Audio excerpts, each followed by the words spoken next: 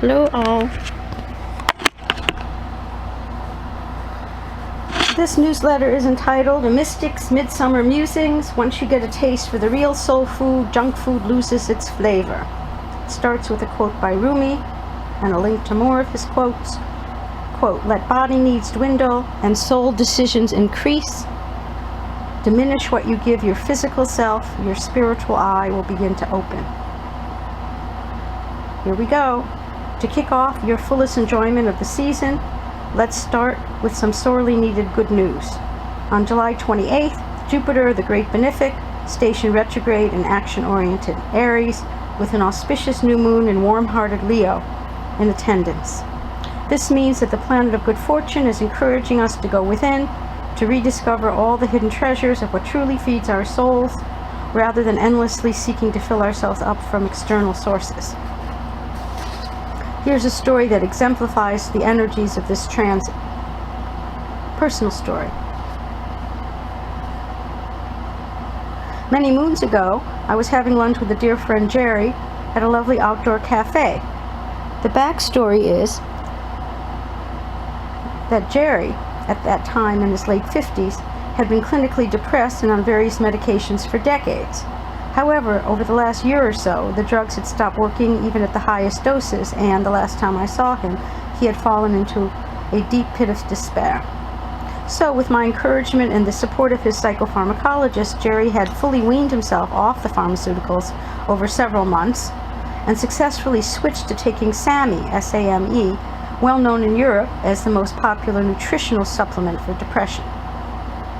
Over lunch, Jerry was not just stabilized mentally and emotionally, but feeling, quote, unquote, over the moon, as he had fallen madly in love with a woman more than 30 years younger than himself. As he gushed about how, quote, how all the colors were brighter and he'd never felt more alive, unquote, I intuited that this love affair was not going to last too long, and that it really wasn't meant to, but rather its true and deeper purpose was as a catalyst to reactivate endorphins and pleasure, joy, and bliss molecules in Jerry's brain, which had been dormant for so long. I shared these psychic downloads as skillfully as I could with him, while viscerally transmitting the information energetically, and simultaneously realized that I was feeling more alive, and all the colors of life had gotten brighter for me as well. That's the story. For those of us who have ever tasted the technicolor brilliance, unity consciousness, and blissful aliveness that various hallucinogenic drugs can be a catalyst for, this story might resonate. For just as with the experience of falling in love, these life-changing experiences may activate intense and powerful feelings of pure aliveness. On my earliest LSD trip in 1972 at age 19, 50 years ago, my perceptual universe cracked open irreversibly as I spontaneously channeled my very first psychic reading. This 5-minute transmission viscerally awakened an awareness of everyone's eternal nature, which has never left me.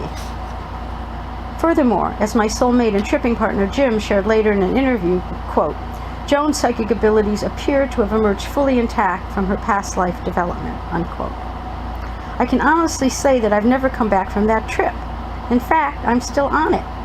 As a consequence, my journey since then has been on learning how to develop the personality ego on the emotional levels especially, so that all parts of me are balanced, integrated, and raised to the same vibrational frequency as my psychic opening soul consciousness.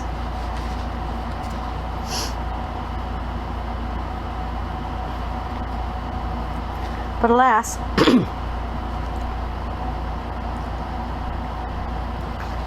in the majority of cases, the blissful aliveness of hallucinogenic trips or falling in love doesn't last, as sooner rather than later, we come back down to our default level of consciousness and emotional set point, which come from our habitual rut of identity. Consequently, if we want to maintain the quote-unquote high of these evanescent states of being, what a nice word, evanescent, we'll need to cultivate them internally. For all mood-altering substances and external circumstances are governed by the ephemeral nature of the earth game, in which everything is always changing, especially for most of us our emotional states, as an integral component of the flow of life.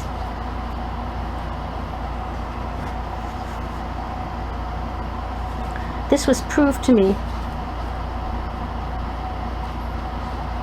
irrevocably when, in the summer of '82, I decided to start a daily meditation practice in my garden at a time when all was extremely stable in my life externally. One day, over the course of 8 hours, I experienced the cyclical and continuous rising and falling away of the full range of emotions, from hysterical laughter to heart-wrenching weeping, from joy and bliss to unspeakable sadness, loss, and pain, with no external triggers and no attachment to highs and lows, as it was all witnessed as pure aliveness. Since then, through daily sitting practice, I've reached a point where the habitual cycling of emotional samskaras, also known as karmic grooves, has unwound almost completely. Almost. This means that I experience sitting in the inner emptiness of the void most of the time, with nobody home and no samskaras arising. From this state, peace and equanimity permeate as my primary emotional tone, which then allows pleasure, joy, and bliss to spontaneously bubble up with no external spark. When I do psychic counseling about romantic relationships, I remind clients that unless we make our relationship with all of life, source, or the divine, our primary bond for feeding our souls with pure aliveness, which I call our cake,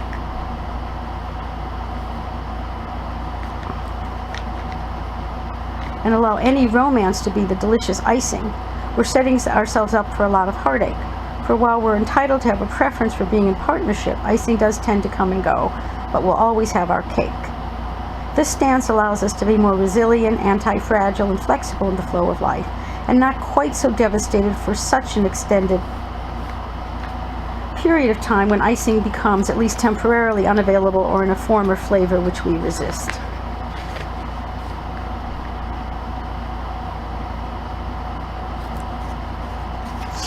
I've known some very sad cases in which some especially sensitive souls chose to completely give up on love and shut down their hearts after having them broken open through a romance that didn't endure, rather than ever risk such pain and heartache again, when instead they could have used the growing pains of their broken open hearts as the catalyst to be in love with all of life, as well as enjoying in the future some more indifferent icing from a place of inner fullness, time and again, always at the perfect time.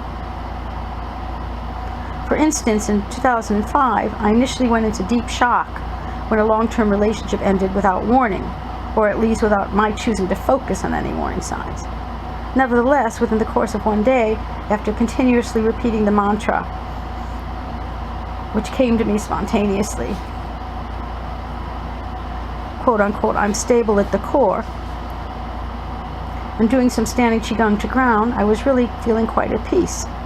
Also, having a dear friend come over to rub my feet with lavender oil and getting an acupuncture treatment to calm me down accelerated my ability to dissolve the shock fully. In fact, in the Taoist water method system, shocks are considered quote-unquote gifts from the gods, as they can loosen up deeply embedded blockages of emotional shock that have not been resolved, so we can dissolve them as well. Then there's a link to the Taoist practices that allows one to dissolve the shocks. Over the next 4 months, as the baggage of the old karmic bond continued to fall away, I lost over 40 pounds effortlessly and arrived at my ideal weight. And within a month of the parting, I found a new spiritual teacher whom I studied with for years that changed my life immeasurably. He was the last spiritual teacher I ever felt I needed, as I was ready to fully integrate his teaching to, quote-unquote, own my inner guru. Now that's what I call icing my cake with an entirely new flavor. Then there's a link for On Spiritual Teachers, Buyer Be Aware.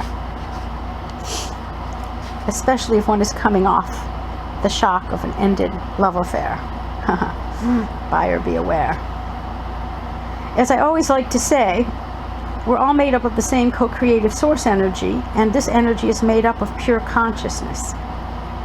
So that at the highest levels of the truth, there's only one being with billions of faces. I remember when I first really got that the energy of the universe is all conscious. So, dwell on that a little. The energy of the universe is all conscious. But now it's time to add this caveat. Even though we're all made up of the same cosmic or divine substance, on the relative levels of truth in 3D, our capabilities to use this energy as co-creators varies greatly.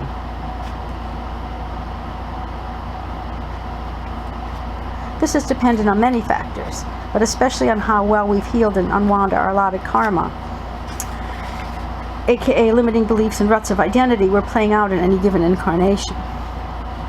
Accordingly, we're all on a steep learning curve in Earth School. The curriculum involves 1. Bottoming out on addictions to people, places, things, circumstances, and substances as the only or even primary way to activate our innate aliveness and bliss body. 2. Choosing to refine our addictions to more life force enhancing ones rather than those that feed our death urge and numb us out. 3. Recognize that relying on too many outside fixes to feed us becomes junk food for the soul, and that owning our innate love and joy in being is a full-time inside job with no external triggers needed, although still mightily enjoyed. Most of us start out in our teens and 20s with seeking out those things that make us feel more alive.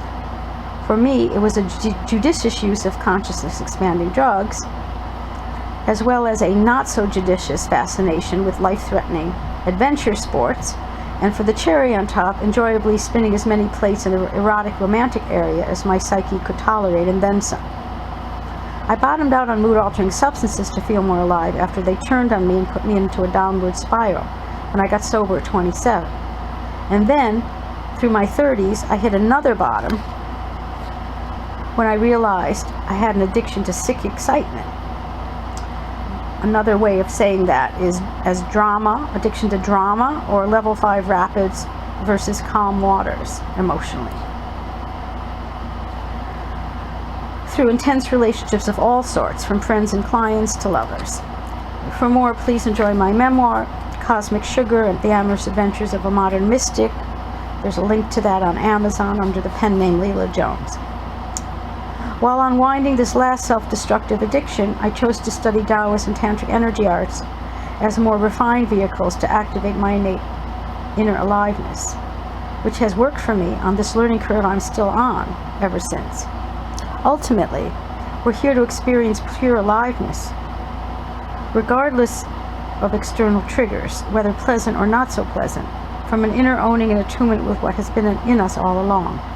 We can still fully enjoy our pleasant externals as they come and go, as long as we're clear that external catalysts are the trigger and not the source of the pure aliveness that truly feeds our souls. My favorite story on this theme is from a most ancient Vedic text. Here we go on the story. There once was a musk deer who very early in life began to notice this heavenly scent in the air. Intoxicated by its smell, she set out to search for the source of this divine aroma. She searched high and low and everywhere she went. She could smell it lightly in the air, but its source never always eluded her. She searched the depths of every forest, smelled around every tree, tasting every blade of grass, and still couldn't discover where the scent was coming from. She remained determined because the scent was so glorious. She knew deep down that she would be profoundly happy when she finally found it. She ended up devoting her entire life to her search, and one day fell exhausted onto the forest floor. As she fell, one of her horns pierced her own belly. Suddenly the air was overwhelmingly flooded with this divine heavenly scent. After a lifetime of searching, in the presence of the final moments of her precious life, she realized the scent was coming from her the whole time. From the perspective of the void, everything that occurs in the earth plane is pure aliveness, whether good or bad, light or dark, pleasure or pain, loss or gain. It's all the same once we let go of our habitual preferences. Then we can embrace the duality of 3D as a teaching tool to help us replicate the complementary, oppositional nature of existence into the fullest range of our own human emotional repertoire.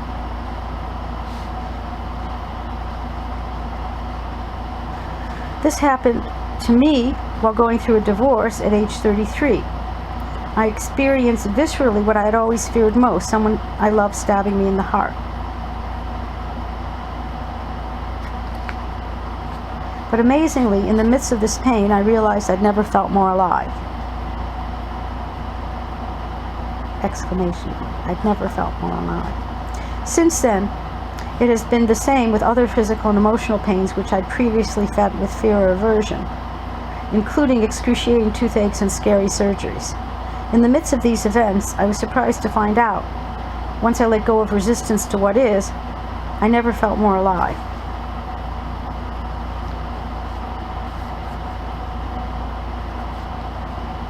Or at least just as alive as when galloping on wild horses, scuba diving in risky situations, or enthusiastically entering dangerous liaisons.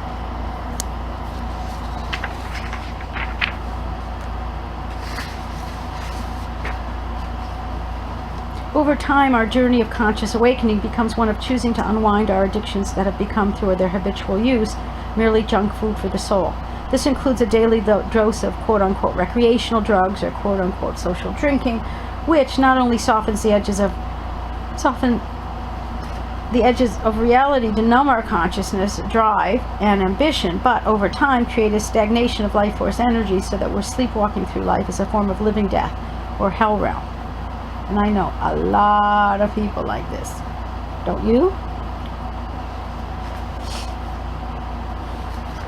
This millennium has brought new junk foods for the soul, as addiction to smartphones, social media, mindless entertainment, and other distractions to being present in reality are rampant in the culture, not to mention too much Zoom. Oliver Sacks, the famous neurologist and one of my favorite thinkers, said that social media and smartphones are a quote-unquote neurological disaster, and he's a neurologist, for the generations raised on them, as too much habitual use is a delivery system for dumbing down the mind, numbing the consciousness, and diminishing our capacity and desire for true human connection and intimacy.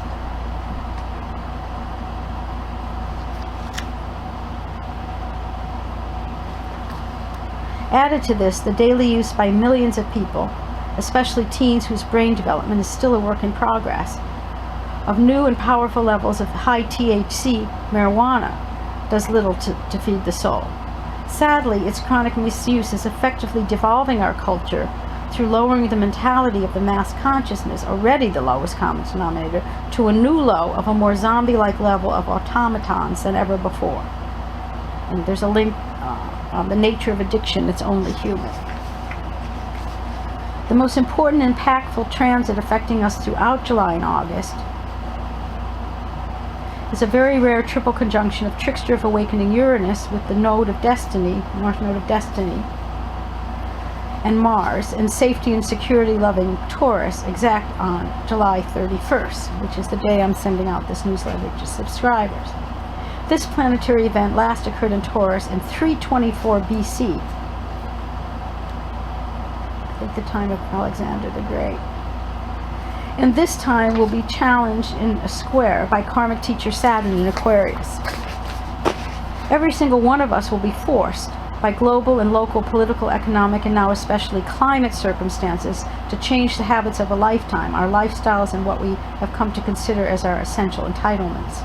This means that we're all going to have to choose to diminish what we think we need and get very clear, need in quotes, and get very clear on what's truly important in terms of the most basic body and material necessities.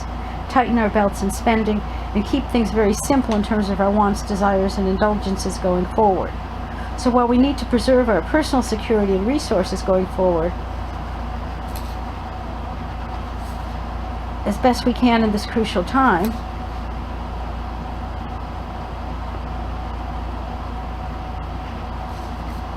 we also need to remember that the only thing that's absolutely safe, to quote Ram Dass, in the end is physical death. As the planet continues to heat up, some may succumb to feelings of hopelessness. Therefore, maintaining the timeless soul's witnessing perspective with a dose of cosmic humor, if at all possible, is a way to be here now and affect others via the ripple effect. More on this next time. Uranus has been in Taurus since May 15th, 2018, and will continue through the sign until April 27, 2026. So 4 more years. It's awakening us to reevaluate and refine what truly gives meaning and value to our lives, beyond the mundane levels of safety, security, and comfort. With this summer's catalytic triple conjunction, we may be called or pushed through shocking events to take action from a new soul-centered criterion based on a higher perspective of life's purpose. As divine orderly chaos and volatility ramp up as the theme for 2022, It may get even crazier and more intense as inflammatory Mars is ruling the skies as a catalytic agent in this triple threat. Events could move incredibly fast with shocking news coming from all sides, throwing us off balance daily, especially if we watch too much global news. So how we handle this all is the key to our future karma and destiny. Because all this is happening in earthly Taurus, the path of sanity and stability at the core can only be maintained through daily grounding practices in nature, as is always the way with the physical body. The only way out is through. Encouragingly, Jupiter comes together with the North Node in Taurus, North Node of Destiny in Taurus in May and June 2023, which indicates a loosening up of some of this intense volatility, especially around scarcity of resources. In the meantime, we can use all these shocks to the system as a form of spiritual resistance training, aka life pushing at us to make us stronger, and as an evolutionary accelerant. For instead of feeding ourselves with fear and defiance by clinging to entitlements, indulgences, and luxury problems that no longer serve us or the planet, we can choose to focus on appreciation and gratitude for the miracle and wonder of the poignant preciousness of what still remains. Our power lies in focusing on the glass as always half full. This way, as external events continue to incite feelings of powerlessness, our inner soul power arises. Inner soul power arises. And to close this segment, 2 quotes, one by Pema Chodron, quote, "Getting the knack of relaxing in the midst of chaos, learning not to panic, this is the spiritual path," unquote. And from my favorite, Ram Dass, quote, "Wise beings can be peaceful in the midst of chaos, experiencing delight in the changing play of forms," unquote. In closing, we're in the midst of the USA's Pluto return, which kicked off with the start of the Russia-Ukraine war, challenging the USA to be more proactively support the defense against tyranny as it continues to affect resources and supply chains globally.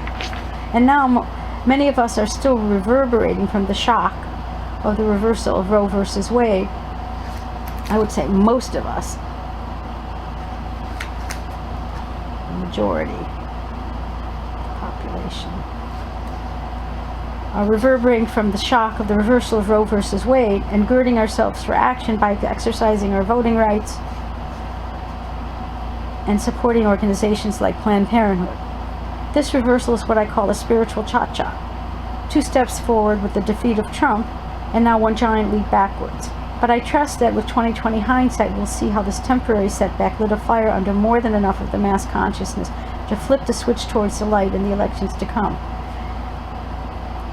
And that what might appear as bad news in the short term will be good news in many more ways long term than we can yet imagine right now.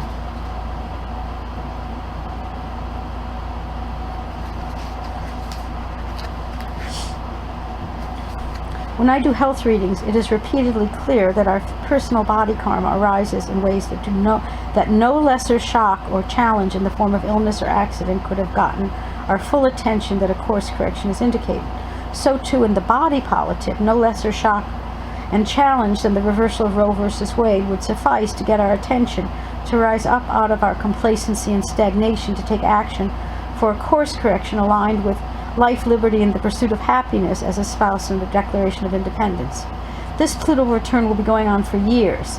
Its function, by exposing our collective shadow of the illusion of separation, aka us versus them, in quotes, any them, is to own it within ourselves and transmute it through action into the light of unity consciousness.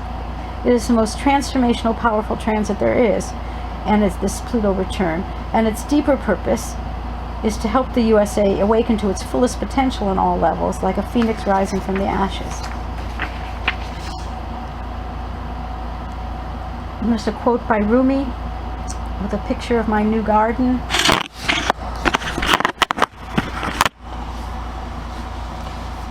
Quote, "Which is worth more, a crowd of thousands or your own genuine solitude?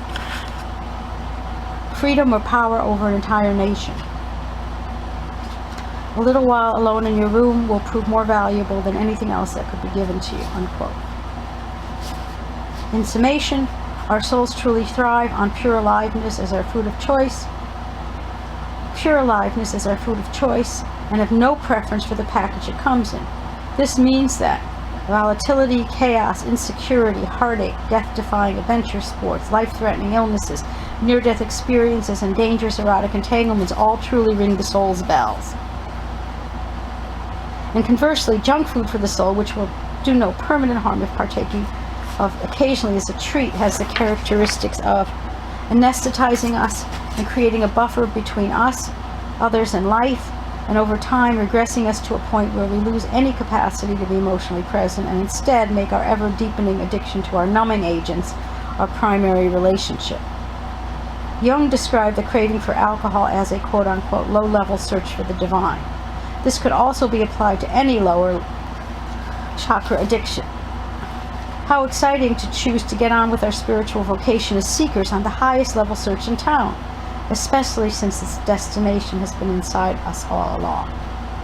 So our job, if we choose to awaken more, is to upgrade and refine our addictions to more and more life force enhancing habits, like mind, body, spirit practices, spending time in nature, healthy eating, and more discriminating choices for who and what we surround ourselves with. Firstly, we need to own and cultivate more joy in being, internally as our divine and human birthright, and do the inner work to unhook any limiting beliefs about worthiness to enjoy all good things.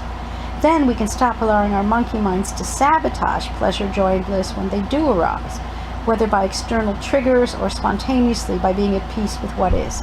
For more, it's a link to my article on pleasure, joy, and bliss. This way we can expand our tolerance for handling more joy in our emotional bodies until we are overflowing with it as one of our primary emotional tones, affecting all those in our lives and the earth plane itself. Wishing us all an accelerated learning curve on this most important course in our Earth School curriculum, so that when others come in contact with our joy and being, they'll say to themselves, quote, "I'll have some of that," unquote.